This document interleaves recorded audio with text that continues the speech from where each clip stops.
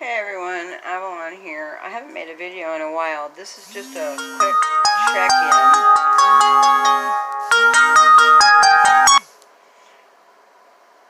I feel like I need to say something, and part of it's going to have to do with, well, first and foremost, why watch my videos. They're not very good quality, and basically they're purposely just videos of my own musings about my own feelings and thoughts, about being a human being on the planet Earth. And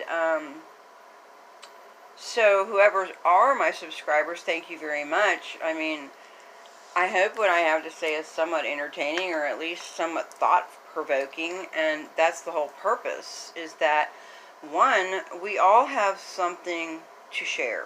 We all have something to teach, and we all have, value. And that's called sovereignty. That's called the day you were born, you were a free person. Then, somewhere along the line, follow me out on this, we were indoctrinated into conditioning.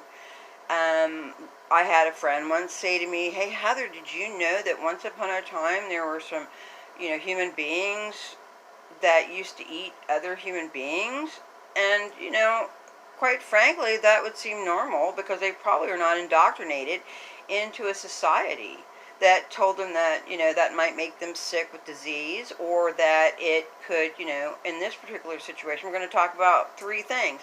We're going to talk real quick about religion and the purpose that it holds, and making sure that we stay moral, that we feel very guilty about most things that, are natural, free given rights of a human being. We also, it just kind of boxes people in to not be able to do the things that they naturally want to do, to take action in their lives, but yet to stay stuck and feel guilty, is my opinion. Then we have an issue called the government. I mean, I don't really get it, to be honest. It's like, I go vote or I don't anymore. But I mean, and again, that's my choice, is the point. But I see no need in voting for people that I'm going to waste a vote on so someone else doesn't win, because the voting system for me and my particular, what I see, my perception, is not working, or we wouldn't be where we are today. And so that gives me to the next thing I want to talk about, which is called anarchy. Now, anarchy, interestingly enough, is like a lot of words, it's confused. Like, I've been watching, the newscast saying there is, anarchy in the streets, like chaos is anarchy. Well, if you look up anarchy, anarchy isn't even government.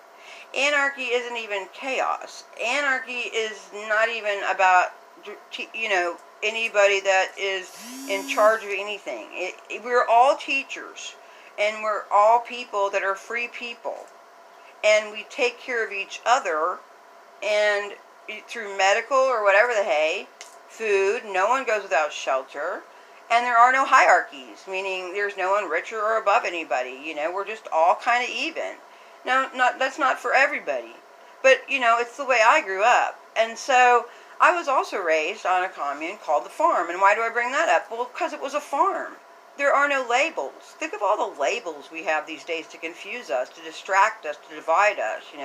I'm a liberal, like, secondary to a leftist, or I don't know. I mean, stupid 54 gender names. I mean, just take it down to basics. Like, if you were born on a rock, okay, by your mama, and your daddy was there, I mean, think about it.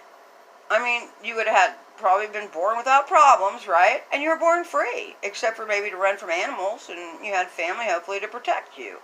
And that's pretty much what I want to say, is that, another thing about anarchy is it sounds like Antichrist. Well, it's not Antichrist. Anarchy is the opposite of what they say. And so it's kind of like communism and socialism and all those things. Until you look them up in the dictionary, you don't know what they are. And the problem is that people will go along with a fad, like being gluten-free, without even knowing what gluten is. Now, there's no excuse for that ignorance, all right? And so I guess my point is that, I was raised an anarchist, and I'm an anarchist at heart. Meaning, I don't believe I need a government because I'm paying these people that we're fighting against, that doesn't make any sense to me. I'm paying a doctor to take care of me that actually is going to hurt me. I'm paying a government to make decisions for me that I didn't even get to vote for because I didn't have any choices I liked. None of that makes sense. And this rant's going to end up with, linguistics and definitions.